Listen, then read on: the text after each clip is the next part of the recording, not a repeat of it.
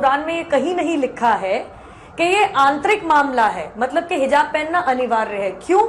کیونکہ اگر حجاب نہ پہنا جائے تو اس کی کوئی سزا نہیں بتائی گئی، اور ایسا نہیں کہا گیا کہ اگر آپ حجاب نہ پہنیں گی تو آپ کفر ہو جائیں گی یا کافر ہو جائیں گی. یہ سمجھنا آج بہت ضروری ہے. بالکل صحیح کہا کہ ریکمینڈیٹری ہے، مینڈیٹری مطلب انیواریہ کہیں سے بھی نہیں ہے حجاب پہننا. اور اگر ایسا ہوتا انجنا جی تو آج میں پوچھنا چاہتی ہوں کہ مسلم بہومولیہ دیش ہے، کوسوو، آذربائیجان، تونیزیا، ٹرکی، لیبنن، موروکو، ایسے تمام دیش ہیں جنہوں نے حجاب پہننے پہ ہی بین لگا رکھا ہے. تو کیا یہ اسلامک دیش اسلامک مول منتر اور پرنسپلز اور قانون سے نہیں چلتے؟ ذرا میرے کو میری بات ختم کرنے دیجئے. میں آپ کے بیچ میں نہیں بولی، آپ میرے بیچ میں نہیں بولیں گی. میں اتنا پوچھنا چاہتی ہوں کہ جب آدرنیہ سرووچ نیالے باقاعدہ یہ کہتا ہے کسی سرہ میں یہ نہیں لکھا کہ حجاب نہیں پہنیں گی تو آپ کا دھرم بھرشٹ ہو جائے گا، یا آپ کافر ہو جائیں گی، کفر ہو جائیں گی اور سزا کے لائق پائی جائیں گی، یا پھر آپ کو کوئی سزا ملنی چاہیے جیسے کوڑے ووڑے کی آپ لوگ بات کرتے رہتے ہیں، جب یہ آپ کے قرآن میں اور آپ کے پورے دھرم کے اندر کہیں پہ بھی ریکمینڈڈ نہیں ہے، تو مجھے بتا دیجئے کہ آج لڑائی کس بات کی ہے؟ چھٹا سوال، چھٹی غلط فہمی ہے کہ اسلام خواتین کو اپنے حقوق نہیں دیتا، اسی لیے اسے حجاب میں رکھتا ہے. اسلام ڈیگریڈز اے وومن. اسلام خواتین کے حقوق نہیں دیتا، اسی لیے اسے حجاب میں رکھتا ہے اور اس کے اوپر ظلم کرتا ہے. اس جواب کے پہلے ہم یہ سمجھ لیں کہ تاریخ میں ہم پڑھیں گے خواتین کے ساتھ کیا سلوک کیا گیا ہے، وہ ہم جان لیں، پھر ہم جواب پہ آئیں گے. اگر آپ بیبیلونین کی تاریخ پڑھیں گے، ہسٹری آف بیبیلونین سیولائزیشن، اس میں یہ لکھا ہے کہ جب بھی کوئی مرد قتل کرتا تھا اس کو سزا ملنے کے بدلے اس کی بیوی کو سزا ملتی تھی. اگر آپ گریک سیولائزیشن پڑھیں گے، اس میں ایک خاتون تھی جس کا نام تھا پینڈورا، ایک امیجنری وومن تھی پینڈورا، جو گریک لوگ کہتے تھے اس کے وجہ سے ساری مشکلات جو دنیا میں ہیں وہ اس خاتون کی وجہ سے ہے. ان کا ایک تصور تھا جو غلط تھا. اور اس گریک سیولائزیشن میں خاتون کی عزت ہی نہیں تھی، ویشیا پنا کافی کامن تھا، عام تھا. اگر آپ رومن سیولائزیشن پڑھیں گے اس کے اندر بھی nudity and prostitution was very common. ننگا پن اور ویشیا پنا بہت عام تھا. خواتین لوگ صرف مزے کے لیے استعمال کیے جاتے تھے اور چھوڑ دیے جاتے تھے. اگر آپ ایجپشین سیولائزیشن پڑھیں گے اس میں خواتین کو یہ کہا جاتا تھا کہ وہ شیطان کی ایک نشانی ہے. اگر آپ عرب سیولائزیشن پڑھیں گے، قرآن نازل ہونے کے پہلے عربستان میں یہ حال تھا کہ اکثر جب کوئی لڑکی پیدا ہوتی تھی اسے زندہ گاڑ دیا جاتا. الحمدللہ ثم الحمدللہ قرآن نازل ہونے کے بعد یہ جو غلط کام بند ہو گیا. افسوس کی بات ہے کہ اپنے ہندوستان میں اب تک ہے. اسلام ایک وہ مذہب ہے اور محمد صلی اللہ علیہ وسلم وہ شخص ہے جن نے خواتین کا عہدہ اونچا کیا. الحمدللہ انہیں حقوق دیے، انہیں رائٹس دیے، لیکن اس کے ساتھ یہ بھی دکھایا کس طریقے سے حقوق کو قائم رکھے، کس طریقے سے اس عہدے کو قائم رکھے. ایک ہوتا ہے کہ کہنا کیا کرنا اور کس طریقے سے قائم رکھنا وہ بھی بہت ضروری ہے. تو اسلام نے یہ بتایا کہ جب الحمدللہ خواتین کو اٹھایا گیا ہے اور کلی طور پہ عام طور پہ مرد اور عورت اسلام میں برابر ہیں، کچھ چیز میں مرد کا درجہ اونچا ہے، کچھ چیز میں عورت کا درجہ اونچا ہے، لیکن کلی طور پہ دونوں برابر ہیں. تو جب اسلام نے قرآن نے عورت کا درجہ اٹھایا، انہیں یہ بھی چیز دکھائی کس طریقے سے اس سٹیٹس کو برقرار رکھے، اس عہدے کو برقرار رکھے. اور اکثر لوگ بات کرتے خواتین کے حجاب کے بارے میں. اللہ سبحانہ و تعالی قرآن مجید میں پہلے مرد کے حجاب کے بارے میں ذکر کرتے پھر عورت کے. اللہ تعالیٰ فرماتے سورہ نور میں سورہ نمبر 24 آیت نمبر 30 میں کہ اے مومن مرد، اے مومن، جب بھی آپ کسی خواتین کو دیکھیں گے تو نظر نیچے کرو. اس کا مطلب جب بھی کوئی مرد خاتون کو دیکھتا ہے اور کچھ بھی غلط خیالات اس کے دل میں آتے ہیں، امیڈیٹلی قرآن کا حکم ہے کہ نظر نیچے کرو. ایک وقت ایک مسلمان ایک لڑکی کو گھور کے دیکھ رہا تھا، تو میں نے اس سے کہا بھائی صاحب آپ کیا کہہ رہے ہیں، یہ حرام ہے. تو اس نے کہا کہ ہمارے محمد صلی اللہ علیہ وسلم نے کہا کہ پہلی نظر معاف ہے، دوسری حرام ہے. میں نے اب تک آدھی نظر بھی پوری نہیں کیا. تو محمد صلی اللہ علیہ وسلم حدیث میں فرماتے ہیں کہ پہلی نظر معاف ہے دوسری حرام ہے. اس کے مطلب یہ نہیں کہ اب 10 منٹ تک کہ لڑکی کو گھورتے رہو بنا پل کے جھپکائے اور کہیں گے کہ نظر پوری نہیں ہے. محمد صلی اللہ علیہ وسلم کہنا یہ تھا کہ اگر آپ انجانے میں کوئی خاتون کو دیکھ لیتے ہیں, لڑکی کو دیکھ لیتے ہیں, تو جان بوجھ کے اس کے طرف پھر سے مت دیکھو, اس کے خوبصورتی کو دیکھنے کے لیے جان بوجھ کے واپس سے مت دیکھو. دوسری آیت قرآن مجید کے اللہ تعالیٰ فرماتے سورہ نور میں سورہ نمبر 24 آیت نمبر 31 میں کہ اے مومن عورتیں, اے مومنہ, آپ جب بھی کوئی مرد کو دیکھیں تو اپنے نظر نیچے کرو اور اپنے سر کے اوپر جو کپڑا ہے یا دوپٹہ ہے اسے اپنی چھاتی کے اوپر ڈھانک لو, اور اپنی زینت کسی کو بھی مت دکھاؤ, صرف اپنے شوہر, اپنے بیٹے, اپنے والد, اور ایک بڑی فرشت ہے جو محرم جس سے شادی نہیں کر سکتے دیا گیا ہے. عام طور پہ حجاب کے لیے 6 فرائض ہیں, 6 نقطے ہیں, 6 پوائنٹس ہیں.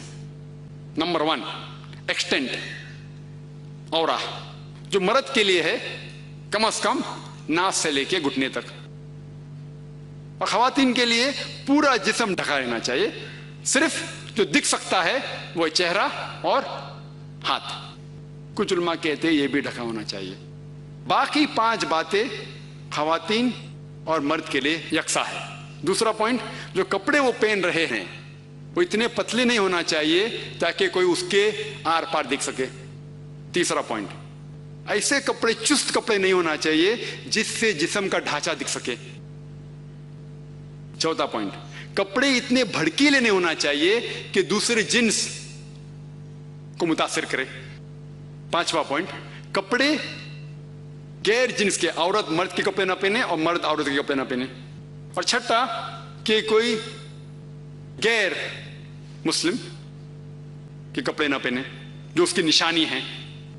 یہ 6 پوائنٹ ہے حجاب کے, 6 نقطے ہیں, 6 فرائض ہے حجاب کے. اور اللہ سبحانہ وتعالیٰ فرماتے سورہ احزاب میں سورہ نمبر 33 آیت نمبر 59 میں, یا نبی کہہ دو اپنے بیٹیوں سے, اپنے بیویوں سے اور مومنہ سے, مومن خواتین سے, کہ جب بھی وہ باہر جائے تو جلباب پہنے, اپنے آپ پہ اوڑھ لے جلباب, تاکہ لوگ انہیں پہچان سکے اور انہیں پریشان نہ کرے. People will not molest them, کہ لوگ انہیں پہچانے اور ان کی عزت سے نہ کھیلے.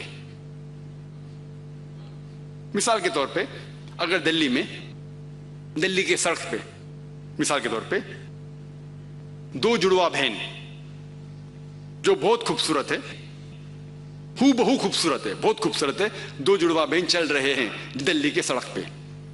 ایک جڑواں بہن پہنی ہوئے اسلامک لباس, پورا جسم ڈھکا ہوا, صرف چہرہ اور ہاتھ دکھ رہا ہے, اور دوسری بہن پہنی ہوئی مغربی لباس, منی اسکرٹس یا شارٹ, مغربی لباس تو منی اسکرٹس یا شارٹس جو تن کو کم ڈھک رہا ہے اور دکھا رہا ہے زیادہ.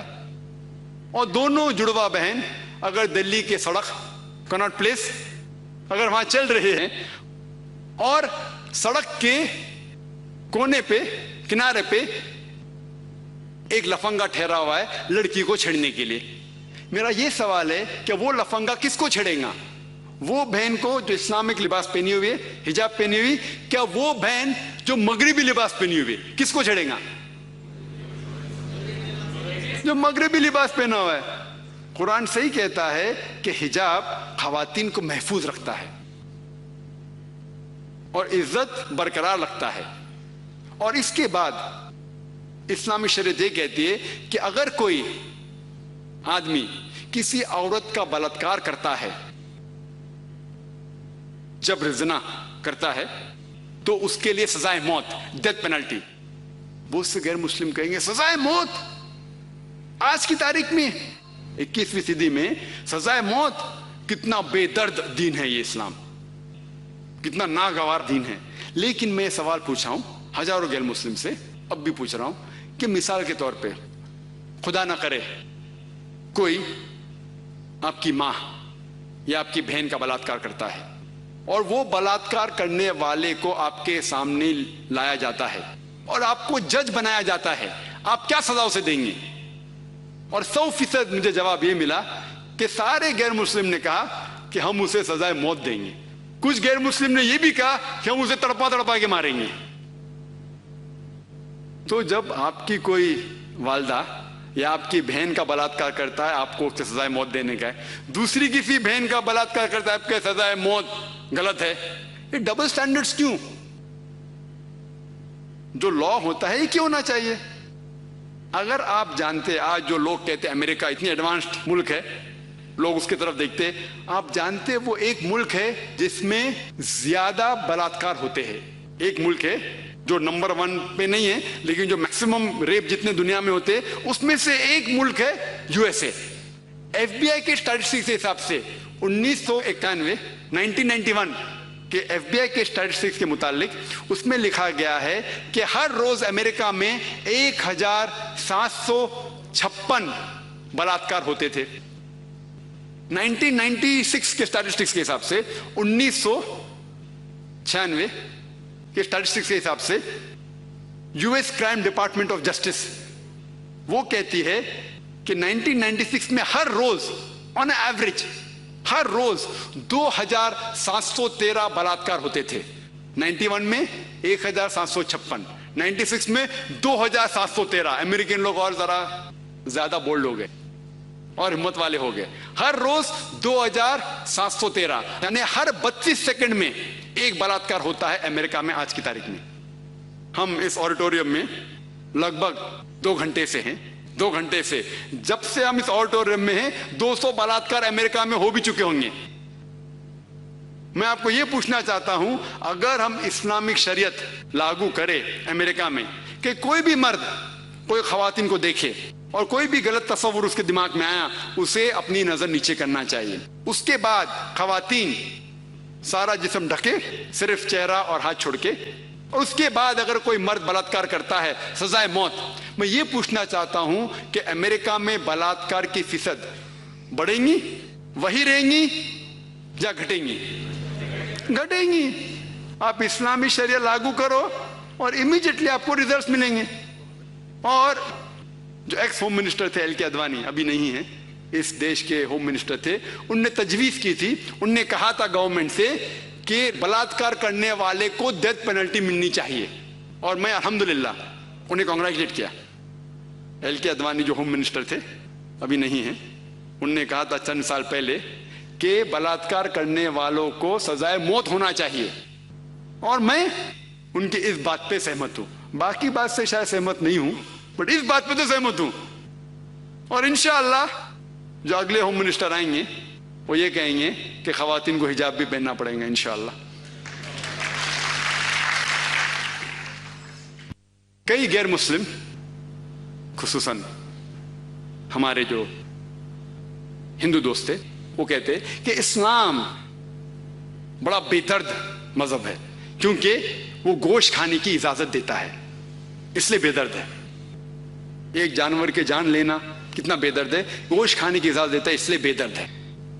پہلے میں یہ کہنا چاہتا ہوں کہ ایک مسلمان شدھ شاکاہاری ہو کے, پیور ویجیٹیرین ہو کے بھی اچھا مسلمان ہو سکتا ہے.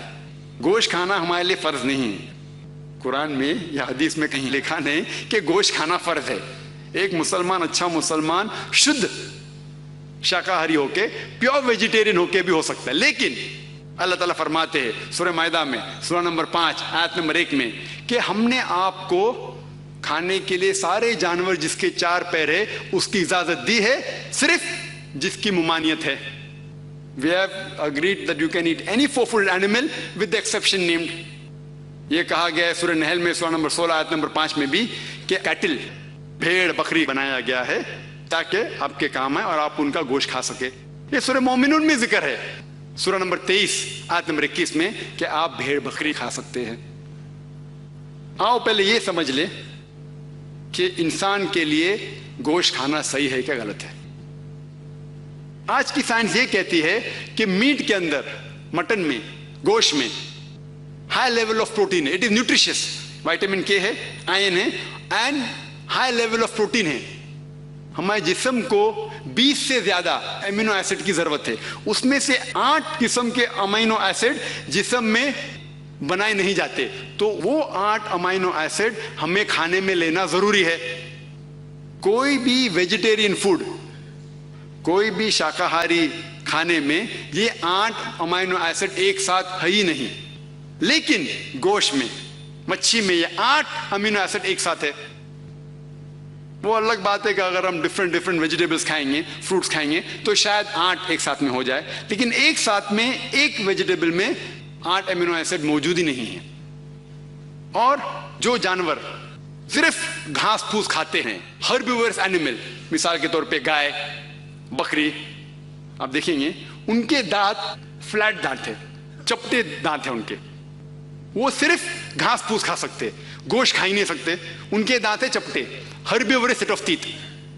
آپ وہ جانور کو دیکھیں گے جو گوشت کھاتے ہیں, مثال کے طور پہ شیر ببر, چیتا, ان کے نوکیلے دانت ہیں, کینائن تیت. وہ صرف گوشت کھاتے ہیں, گھاس پھوس کھا ہی نہیں سکتے. اگر آپ جا کے آئینے میں اپنے دانت دیکھیں گے, ہمارے پاس چپٹے دانت بھی اور نوکیلے دانت بھی ہے. اگر اللہ تعالیٰ چاہتا کہ ہم صرف گھاس پھوس کھائے تو یہ نوکیلے دانت کیوں دیے ہمیں, تو کینائن سیٹ آف ٹیتھ کیوں دیے؟ اس سے یہ ظاہر ہوتا ہے کہ ہم گوشت بھی کھا سکتے ہیں. اور جو ڈائجسٹو سسٹم ہے بھیڑ بکری کا, وہ صرف گھاس پھوس کھا سکتا ہے, گھاس پھوس ہضم کر سکتا ہے, گوشت ہضم کر ہی نہیں سکتا ہے. ڈائجسٹو سسٹم جو چیتے کا ہے, شیر کا ہے, شیر ببر کا ہے, وہ صرف گوشت کو ہضم کر سکتا ہے, گھاس پھوس کو کر نہیں سکتا ہے. ہمارا ڈائجسٹو سسٹم جو بھگوان نے بنایا ہے, جو خدا نے بنایا ہے, جو اللہ سماعت بنایا ہے, وہ گھاس پھوس بھی ہضم کر سکتا ہے, گوشت بھی ہضم کر سکتا ہے. اگر اللہ تعالیٰ چاہتا کہ ہم صرف گھاس پھوس کھائے تو ایسا ڈائجسٹو سسٹم کیوں دے جو گوشت کو بھی ہضم کر سکتا ہے. اور بہت سے لوگ کو یہ غلط فہمی ہے, ہمارے ہندو دوست لوگ کو, کہ ان کی مذہبی کتابیں گوشت کھانے سے روکتی ہیں. یہ غلط فہمی ہے. اگر آپ ان کی مذہبی کتاب پڑھیں گے, ان کی مذہبی کتابوں میں گوشت کھانے کی ممانعت نہیں ہے. اگر آپ پڑھیں گے Manusmriti chapter number 5 verse number 30, ادھیائے 5 شلوکا 30, اس میں لکھا ہے کہ بھگوان نے کچھ جانور کو کھانے کے لیے بنایا ہے, کچھ جانور کو کھلانے کے لیے. God has created some animals to eat and some to be eaten. اگر آپ وہ جانور کھاتے ہیں جو کھانے کے لیے بنائے گئے ہیں تو آپ کچھ گناہ نہیں کرتے. منوسمرتی ادھیائے 5 شلوکا نمبر 30. آگے آپ پڑھیں گے منوسمرتی ادھیائے 5 شلوکا نمبر 31 میں کہا گیا ہے کہ اگر آپ وہ جانور کا قتل کرتے ہیں جو پوجا کے لیے بنائے گئے تو آپ کو کوئی گناہ نہیں ہے.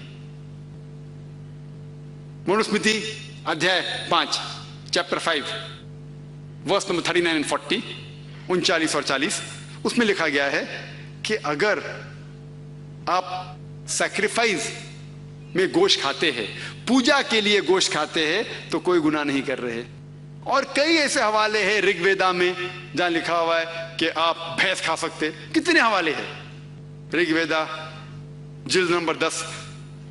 اور اگر آپ مہا بھارت پڑھیں گے انوشاسن پرو ادھیائے نمبر 88 جس کا ذکر منوسمرتی میں بھی ہے, بھیشم سے پوچھا جاتا ہے, یدھشٹر سب سے بڑے بھائی ہے, وہ بھیشم سے پوچھتے ہیں کہ یگنا میں, پوجا میں ہمیں کیا چیز دینا چاہیے تاکہ ہمارے پر دادا خوش ہوں گے, اینسیسٹرز ول بی ہیپی. تو بھیشم جواب دیتے ہیں کہ اگر آپ بھاجی, پھل اور چاول دیں گے تو ہمارے پر دادا 1 مہینے کے لیے خوش ہوں گے. اگر پھل بھاجی چاول دیں گے 1 مہینے کے لیے. اگر آپ مچھی دیں گے تو 2 مہینے کے لیے.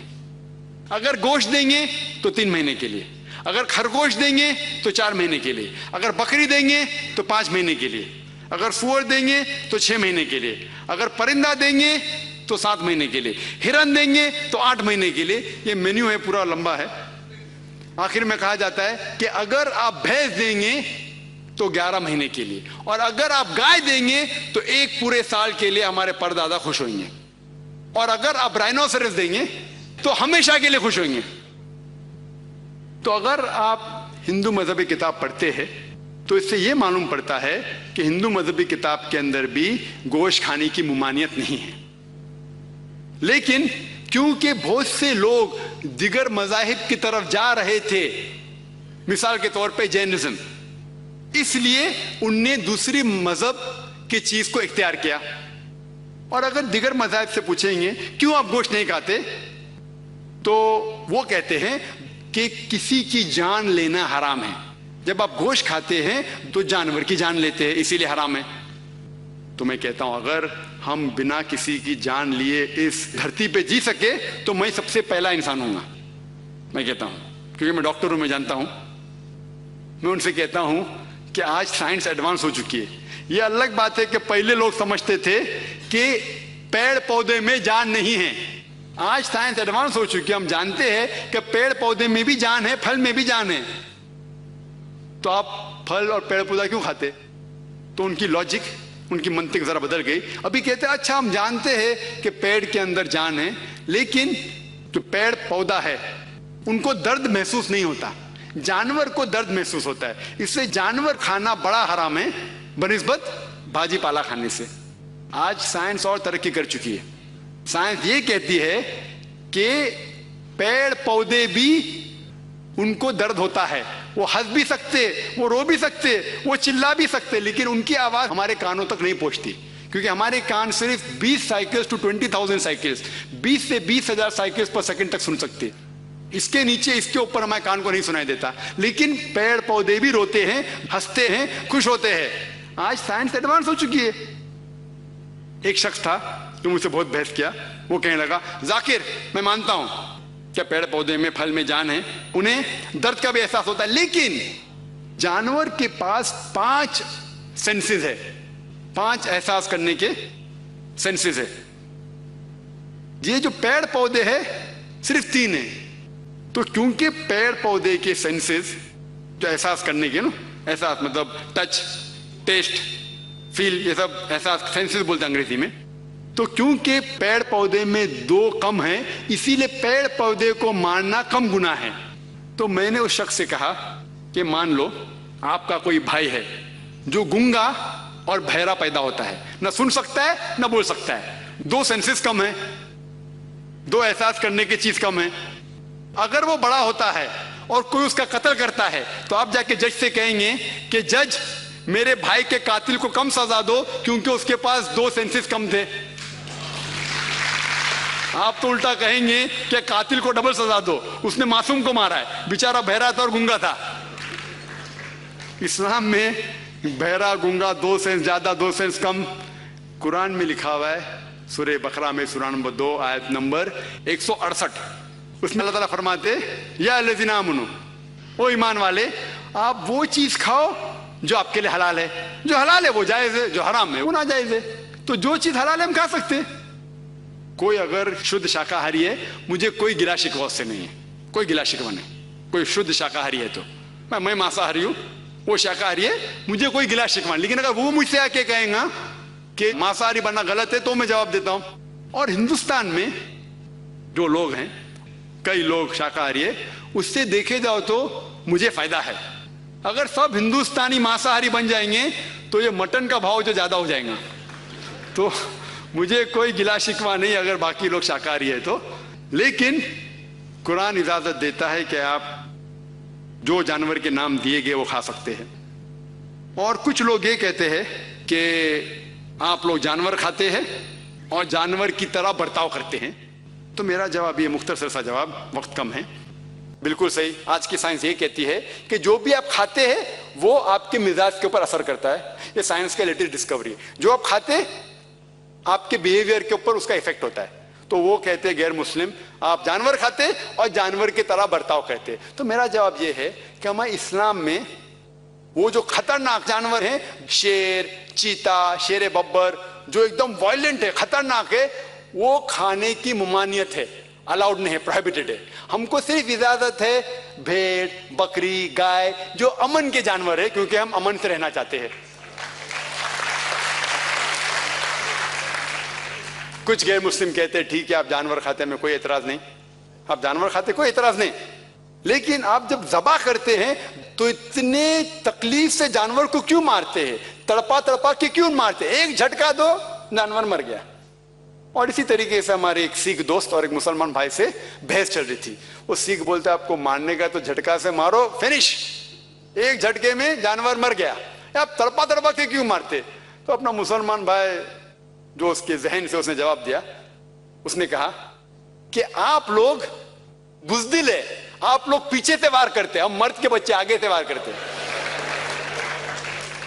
ये जवाब सही नहीं है, ये एक चुटकुला था, चुटकुला, जोक, चुटकुला कहते ना, तो ये सही जवाब नहीं। सही जवाब इस्लाम में हम ज़बा करते हैं, उसकी वजह ये है, कई शराइत हैं कि छुरी तेज होना चाहिए, जल्दी से करना चाहिए, एक जानवर को दूसरे जानवर के सामने ज़बा नहीं करना चाहिए, कई चीजें हैं। सबसे अहम है कि जब आप ज़बा करते हैं तो आप थ्रोट को और विंड पाइप को काटते हैं और वेसल्स ऑफ द नेक, जो गर्दन के जितने हैं वेसल्स, उसको काटते हैं। लेकिन स्पाइनल कॉर्ड को, जो रीढ़ की हड्डी है, उसको आप हाथ नहीं लगाना चाहिए, क्योंकि जब हम ज़बा करते हैं विंड पाइप और ये गले को काटते हैं along with the vessels of the neck, heart pump कर रहा है ब्लड, दिल अभी तक चलता है और खून बह जाता है। अगर हम रीढ़ की हड्डी स्पाइनल कॉर्ड को डैमेज करेंगे तो जो नर्व जो दिल को जा रही है वो डैमेज हो सकती है, they can be cardiac arrest, दिल बंद हो सकता है। जब दिल बंद हो जाएगा तो सारा खून जिस्म में रहेगा। तो एक जरूरी चीज है कि जब हम ज़बा करते हैं तो ये जो विंड पाइप को काटते, थ्रोट को काटते, वेसल को काटते, और दिल अभी तक के खून को पंप कर रहा है बाहर। हमारा मेन मकसद है कि खून जानवर के जिस्म से बाहर जाए। आज साइंस ये कहती है कि खून is a good medium of germs and bacteria. खून के अंदर जरासीम रहते हैं, टॉक्सिन रहते हैं, बहुत से बीमारियां रहते हैं, तो हम साइंटिफिकली इस खून को बहने देते हैं। और लोग को गलत तस्वुर है कि जब ज़बा होता है तो जानवर तड़प तड़प के मरता है। हालांकि जब ज़बा होता है तो जो खून का वेसल जो दिमाग के उस भाग को पहुंचता है जिससे दर्द का एहसास होता है वो बंद हो जाता है। तो जानवर सुकून से मरता है, उसको दर्द का एहसास नहीं होता है, क्योंकि खून जो दिमाग के हिस्से पे जा रहा है जिससे दर्द का एहसास होता है वो बंद हो जाता है। मैं ये जानता हूं कि जानवर तड़प तड़प के मरता है, वो तड़पता है दर्द की वजह से नहीं, क्योंकि खून कम होने की वजह से scientifically muscles contract and relax. खून कम होने की वजह से वो मसल कॉन्ट्रैक्ट करते हैं और रिलैक्स करते हैं, इसीलिए जानवर तड़पता है, दर्द से नहीं। हालांकि झटके में कई बार जानवर 2, 3, 4 घंटे बाद मरता है और बहुत दर्द के साथ मरता है। तो इस्लामिक तरीका स्लॉटरिंग का एकदम सही तरीका साइंटिफिक है। तो दोस्तों उम्मीद करता हूँ कि आज की वीडियो आप लोग को हमारी अच्छी लगी होगी। अगर आप लोग को हमारी वीडियो अच्छी लगी हो, पसंद आई हो, तो हमारे चैनल को लाइक करें, सब्सक्राइब करें, ज़्यादा से ज़्यादा शेयर करें। शुक्रिया।